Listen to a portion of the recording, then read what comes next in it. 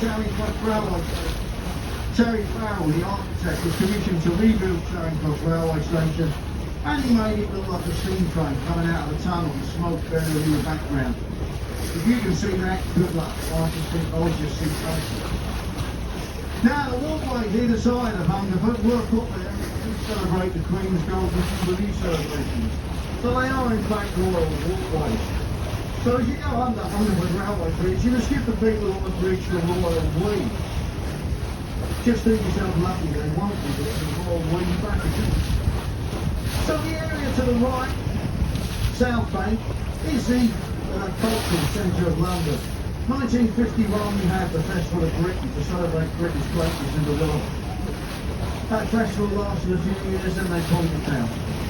But we still got left the Festival Hall, Hayward Gallery, Personal Rooms, Queen Elizabeth Rooms, National Theatre and the British Film Archive. But hey, we are coming down to the next bridge on the Thames, which is Waterloo Bridge. Waterloo Bridge has a nickname of the Ladies' Bridge. Because during the Second World War, all the men was off fighting, the old Waterloo Bridge got bombed, so the ladies rebuilt the bridge. You know what, girls? They built it on time and on budget. Give yourselves a vote. Fantastic. They also made it out of self-breathing stone. Only a woman, eh? It's also called the Ladies' Bridge because it is the longest bridge on the Thames, and it goes on and on. Ah, that's naughty, we had them naughty things on the silver pizza. Well, not till tonight. On the right hand side, the first building is put over there will be the National Theatre. National Theatre, a great campus, British architecture. British architecture is built to be for a long time. National Theatre definitely built on there, but it does house three Fabulous theatres within that complex. Also houses the world's first skateboard park, which opened in 1953. Sorry, America, we had it first. If you look to the front, the bow of the vessel, good view of St Paul's Cathedral, the dome. And you'll notice that all the tall buildings aren't gathered in round one area called Liverpool. This is because we have a law in London that says you must be able to see the dome of St Paul's in 12 positions throughout the city of London. That's why they're all funny shapes as well, because they're maintaining these sight lines to the dome of St Paul's Cathedral. On the right hand side is a little beach coming to view, Riviera Beach, 2 minutes Barbados, still got the beach. The area behind the Gateway Wall, a little hidden gem on the Thames in the city of London. Good quality pub, street food over there, if you haven't eaten, that's the place to go in. But can you see the building with the tower, the red building with the tower on top? Can you see it? Somebody tell me, what does the tower say? No, it doesn't say OXO, it doesn't say anything at all, because this is a royal river. You're not allowed to advertise on a royal river. But the OXO company that make the cubes bought that building to manufacture their cubes. They put up that tower, and they were prosecuted. And in court they had their very clever lawyer, Peter, the particularly stupid judge. No, doesn't say OXO, you just ordered a random selection of circles, a straight line. Completely coincidentally, it happened to come out saying OXO. Judge, okay, they got away with it. Silly. A lot of silly judges would know that. Coming down to Blackfriars, the area gets its name from a monastery which used to sit on the north bank of the river. The monks in the monastery used to wear black robes, so the area became known as the Blackfriars. But on the opposite side, on the starboard side, you'll see a pub called Doggett. Commemorates a race that we have on the Thames every year for the top 6 waterman apprentices. They get to row 6.5 kilometres up the Thames to Barnes. It was instigated in 1715 by Thomas Doggett. He was an Irish actor. He used to work at the Haymarket Theatre. Every evening he was rowed up the Thames to his lodgings. Such a feat, he instigated the Doggett's Coat and Badge race, the oldest rowing race in the world. If you get to win it, you get a coveted coat and badge to wear. But look on the right, there's a very tall building with a bump on the side. The actual address is number 1 Blackfriars. But in London we tend to nickname all of our buildings, and the nickname for that particular building is the King's Kardashian. Either you see it or you don't. Okay, we are travelling quite quickly, we're going with the tide. The tide's ebbing at the moment, so we'll talk about these bridges on the way back. As I say, we're fast going downstream, we'll be slower coming upstream. What I too will tell you, ladies, it's the second of these two bridges we're going under was built by men. It was 5 years late and £20 million over budget. Seem about right, girls? Okay, if you go out the other side of the bridge, look to the right hand side, very tall chimney. Charles Field and Scott design of the famous red telephone box in London. Commissioned to build 2 power stations, Battersea and Bankside. They stopped producing electricity in the early 1980s, and Bankside is now morphed into the take modern British collection of modern artwork. If modern artwork is not your thing, it's not my thing. There is a free to get into cocktail bar. I promise you, you go to a cocktail bar, the artwork will look a lot better. Might even talk to you. So the bridge we're coming down to, the Millennium Bridge. Norman Foster was commissioned to build this bridge to celebrate the millennium, when people walked around its way. They had to shut the bridge down, redesign the bridge, and when he was asked why he built this bridge, Norman Foster said, nothing to do with my bridge, my design, it's you Londoners, you mark. Then he got away with that. He got a lot of sympathetic in London. On the right hand side is a white building with a thatched roof. This is the world famous Royal Theatre. Shakespeare built his actual Globe Theatre 50 metres inland from there in Park Street. That got down in 1613. Sam Wanamaker, an American, came to London looking for the monument of much beer of Britain's greatest ever playwright. Couldn't find any. Decided to build his own in the form of an authentic reproduction of Shakespeare's Globe Theatre. The only building in London that features a thatched roof that has been banned since the Great Fire of London. But we are coming down to Southwark Bridge, has a nickname of the Lonely Bridge. Give me an alarm! Give me a loud alarm! Because it is the bridge over the Thames that has the least amount of vehicles.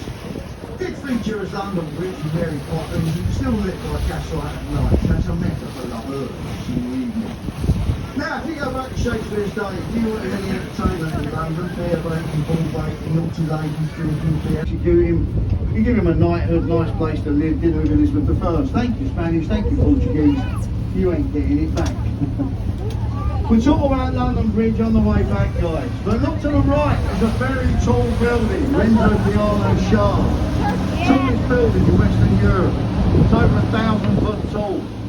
72 stories, there was going to be 73, but that's another story. There's a lot of things up the shaft. There's a 7-star Shangri-La hotel, restaurants, businesses, apartments. You can buy an apartment up the shaft for £50 million. Then you get to take your friends up the shaft. Last person to buy an apartment up here was Keanu Reeves. Big warship on the right hand side, HMS Belfast. Had a stellar career in the Royal Navy, commissioned in 1936, built in a harbour and wharf yard. It's fought in the Russian convoys, Arctic convoys, Atlantic convoys, the Korean War, it sunk the Scharnhorst. And it has the distinction of being the vessel to fight the first sailboats onto the beaches of Teagate, 6th of June 1944. But hey guys, we are coming down to Tower Bridge, the world's most photographed bridge. Sorry San Francisco, we got it. Tower Bridge is a vascular bridge, which means it's an iron and steel bridge. The basculas in the centre raise up to let tall ships through. The stone cladding on the outside was put there by the Victorians to make the bridge sympathetic with the Tower of London on the left-hand side. The basculas in the centre weigh 1,000 tonnes each. They only take 60 seconds to rise. At one time you get up to 40 rises a day. These days you're lucky to get 1 rise a day.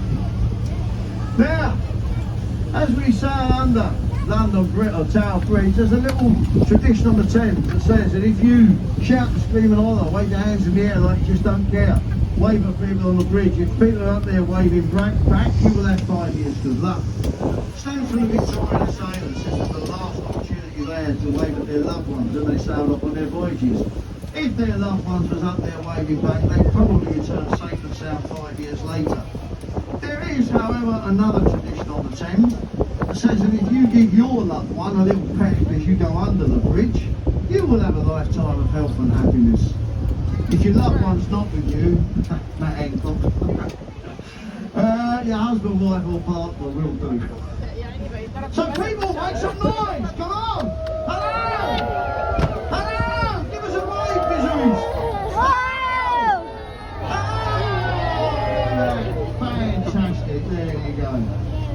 we've all got 5 years good luck. Fantastic.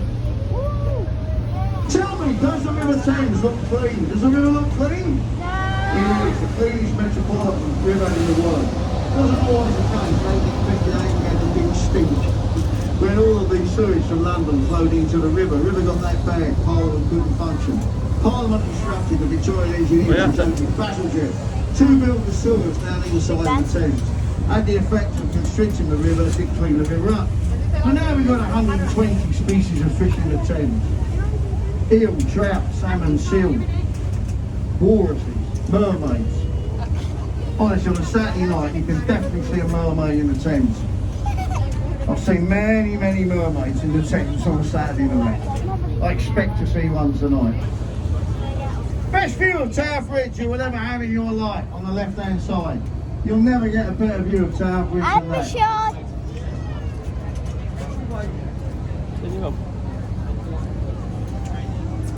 Just the other side of Tower Bridge on the right hand side, the Tower of London.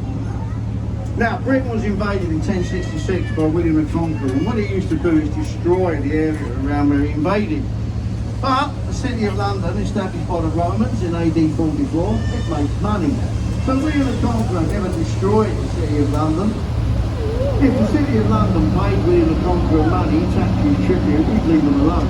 But he did build the White Tower, the area in the middle of the complex, which opened in 1078 as a way of imposing his will on the people of London. People of London paid him taxes, he'd leave them alone. Only 7 people have ever been executed inside the tower. You had to be royal. 3 Queens of England lost their life inside the tower. If you can give me their name, I'll give you a high five on the way out. 117 people executed outside on Tower Hill. Left hand side, funny looking building, stack of pancakes, is City Hall with a cover of the Whitechapel Bell family where the bell was manufactured. A chap called Ben Jacobs, very tall chap, 6'2" tall. The ladies tell us he was a big bloke, and the ladies nicknamed him Big Ben. I'm not explaining that. We got any fans at the mighty West Ham on the boat? Up the Abbas. They're a football team, honestly. Because the iron and steel for Westminster Bridge was manufactured by Thames Ironworks, same company that later morphed into West Ham United. So if you go under the bridge, you've got a direct link with West Ham United.